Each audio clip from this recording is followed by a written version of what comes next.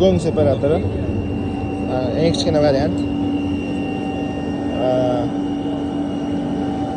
Paco nasosda turibdi. Yevropaniki. Katta-kattalari ham bor ekan bu kichkinasi. Anaqani gongi suyug'idan quyug'ini ajratib ana qilish uchun. Foydalanish uchun. Qurug'idan keyin pastilka qilib solsanglar bo'ladi. Yoki ozgina mana qilib yana olib qo'yib ozgina ushlab turib kompost qilib, ya'ni o'sha udabreniya qilib, upakovka qilib sotsanglar bo'ladi. Suyug'ini ozgina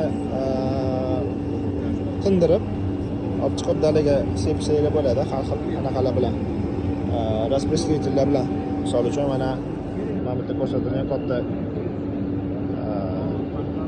otasidan chiqib qoldi. Dalaning o'rtasiga qo'yib olib chiqib katta anaqani plush sepib o'tib ketadigan nima? Приспособление.